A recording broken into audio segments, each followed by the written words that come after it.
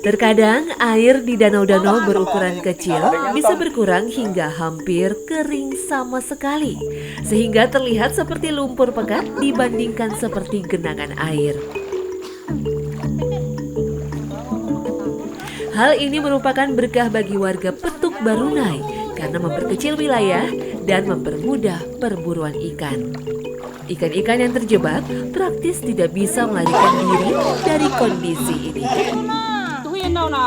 Bagi masyarakat Petuk Barunai, lokasi yang demikian adalah jatah para ibu dan wanita dewasa karena kedalaman air relatif aman untuk melakukan perburuan ikan. Prinsip mencari ikannya sederhana, harus terus melakukan pergerakan hingga air jadi keruh. Semakin keruh air, semakin baik. Sekilas kegiatan ini seperti berkubang dalam lumpur. Akibatnya, ikan akan terganggu dan menjadi mabuk karena kehabisan oksigen.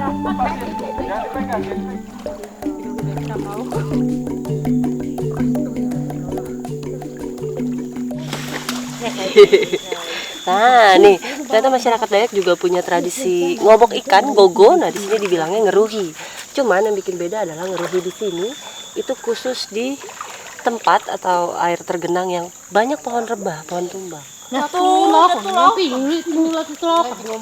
Pakai sarung tangan dulu karena tadi saya lihat ada toman, ada baung. Aduh, itu kalau kena demam ya. Yuk.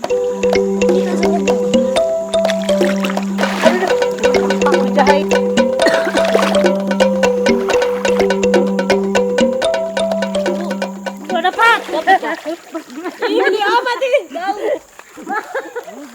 Baiklah. Kayaknya harus berendam begitu ya baru dapat ya, Bu? Iya. Ayo. Bu. Ini bakal. Baik.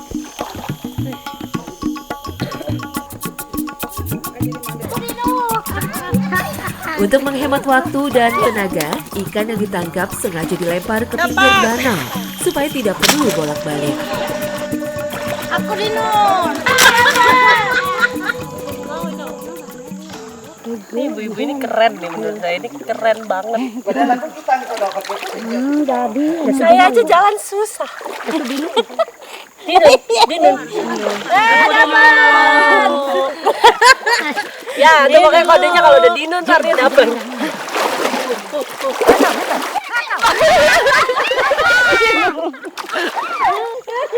Toman kan? Oh ya, betul. Benar kan? Cuman ibu-ibu di sini yang saya bilang keren, mereka sama sekali nggak pakai sarung tangan. Padahal spesiesnya dari tadi kita dapat bau. Kalau salah pegang.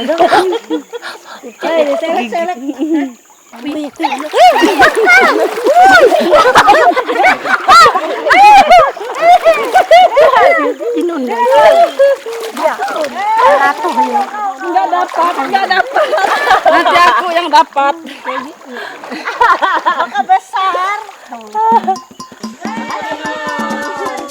Kegiatan ngeruhi ini biasa dilakukan di sela-sela waktu bekerja di kebun atau di hutan. Setiap menemukan lokasi yang debit airnya menurun drastis, perempuan-perempuan di Petuk Barunai selalu melakukan ngeruhi dan hasilnya dibawa pulang untuk makan sekeluarga.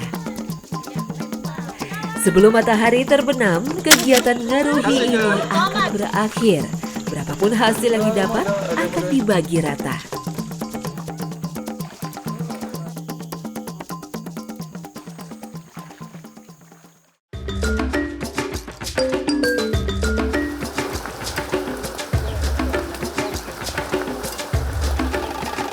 Ikan cakalang menjadi ikan favorit untuk diolah menjadi asap ikan. Selain karena ukurannya yang besar, juga karena ikan cakalang sangat mudah ditemukan di perairan Maluku. Awalnya kalau bikin ikan asar pembantaian.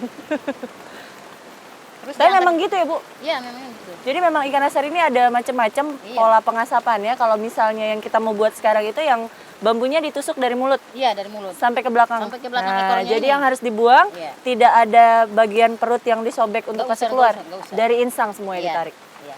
Agak sadis.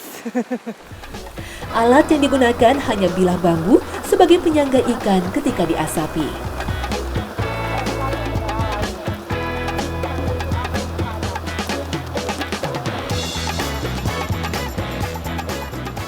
Nah, jadi memang kalau di pesisir itu ini salah satu pemanfaatannya ya, Bu. Iya. Kalau misalnya lagi susah cari ikan, nggak bisa melaut, nah makanya dibikin ikan asar. Jadi kapan-kapan tetap bisa makan ikan, even itu lagi susah cari. Ini bisa bertahan lama ya, Bu ya? Bisa. Kalau betul-betul sampai kering, Iya, kalau sampai kering sampai berbulan-bulan. bulan-bulan masih bisa Iya. tahan. Nah, jadi kalau misalnya lagi seperti ini, hujan, angin, Bisa bertahan sampai pokoknya berbulan-bulan lah. tidak safe ya kalau Iya. ke laut, makanya kita makannya ikan asar. Iya. Nah, ini yang saya mau bikin di Desa Morella nih, khas juga kalau dari Ambon, dibikinnya ikan asar. Nanti makannya pakai.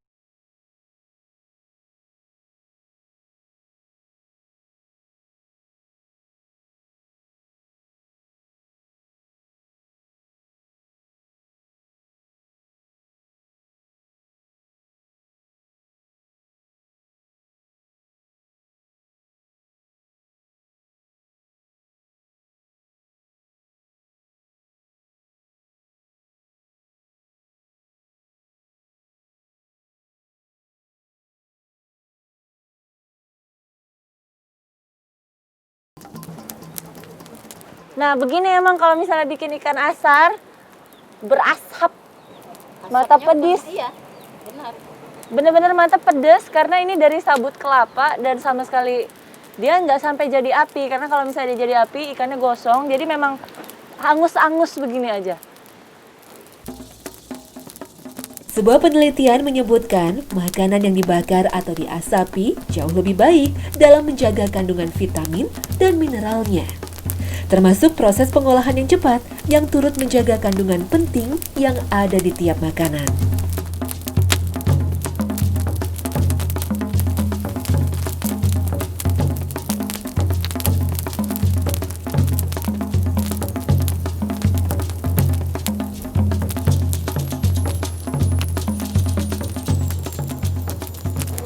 Panas.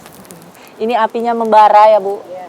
Ini terlalu gede, Nah, tapi jadinya mateng. nah itu. Nah, tadi Ibu bilang kalau misalnya satu sisi udah matang itu patokannya di kepala ikannya. Nah, kalau misalnya tadi kepala ikannya sudah terlihat kering ya, Bu. Iya. Itu artinya udah matang dan sudah boleh langsung dibalik. Nah, ini nanti nggak bisa dibalik lagi ya. Nggak bisa lagi. Jadi prosesnya itu setelah dia satu kali balik langsung angkat. Langsung diangkat. Nah, ini tadi juga nggak lama, setengah jam aja. Ini paling sebentar lagi yang sisi bawahnya udah matang ya, Bu. Langsung angkat, makan pakai colong.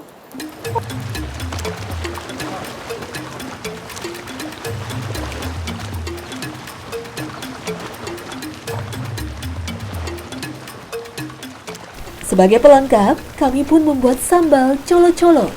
Semua bahan dicampur menjadi satu, cukup air dan jeruk sebagai pengikat, dan sambal pun siap disajikan.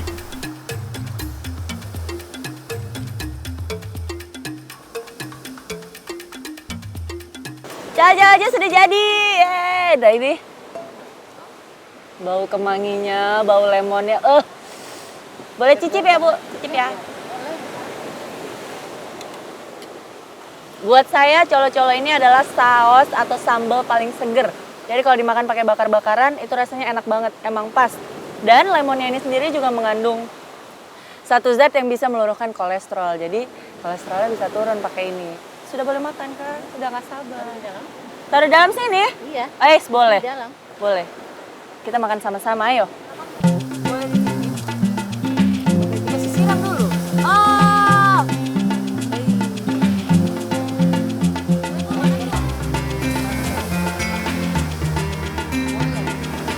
Kalau enak, nyoba nggak tambah-tambah terus. Iya. Iya, kamu boleh. Jadi walaupun tekniknya tadi cuma pengasapan begitu aja, tapi meresap sampai ke dalam tuh matangnya. Iya.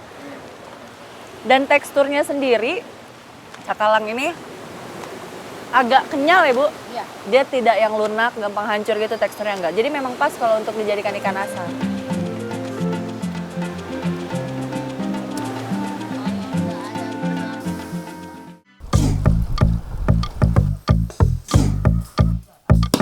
Tambelo ini sering disebut cacing bakau, termasuk oleh saya karena wujudnya yang mirip sekali cacing besar.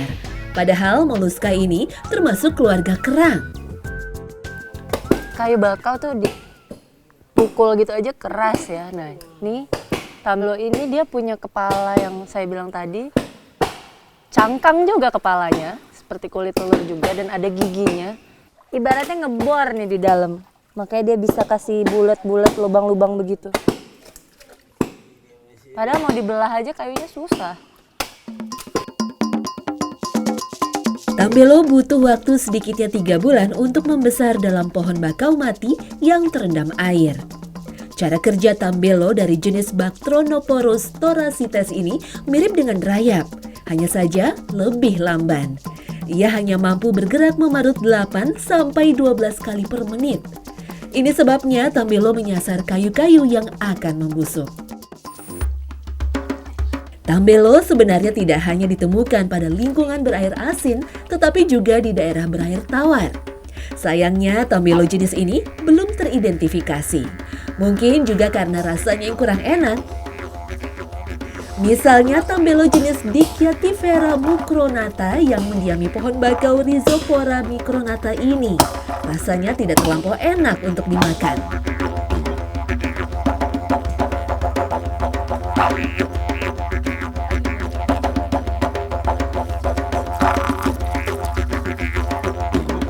Buang. Sudah? Boleh?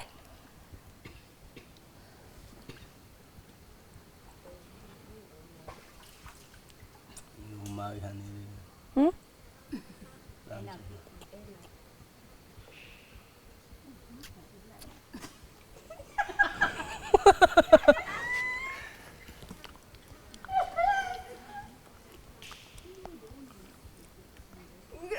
Langsung telan? Iya. Kenapa ada air-air? Begitu. Telan. Telan? Iya. Amis. Amis sekali ya. Seperti makan kerang mentah. Dan digigit tuh keluar cairannya. Om Yos tipu, bilang enak. Iya, enak. Tambelo berkomunikasi satu dengan yang lainnya dengan bau enzim yang dikeluarkan. Tambelo makan dari dekompoisis batang bakau. Selama proses dekompoisis ini, batang bakau berangsur-angsur meningkatkan kadar proteinnya. Protein tinggi ini diserap oleh enzim dalam tubuh tambelo. Tak heran jika komposisi protein pada tambelo mencapai 20%, sehingga cocok dikonsumsi untuk meningkatkan stamina.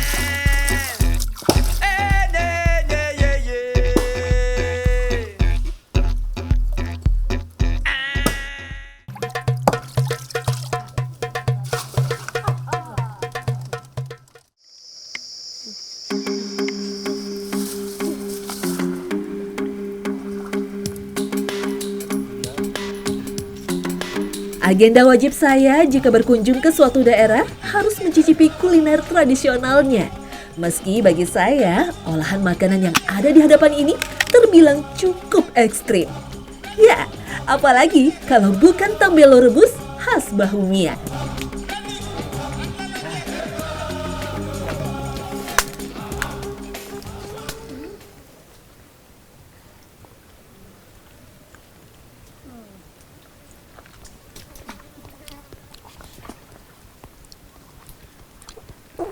Sudah tidak terlalu amis ya. Kalau tadi mentah amis. Ini karena tadi banyak sambalnya, banyak garamnya, banyak asin. Jadi sebenarnya si tambelo ini dia menyerap bumbu-bumbu. Kalau misalnya bumbu pedas dia jadi pedas. Gitu ya. Sebenarnya kandungan proteinnya itu yang luar biasa banyak. Baik untuk ibu hamil.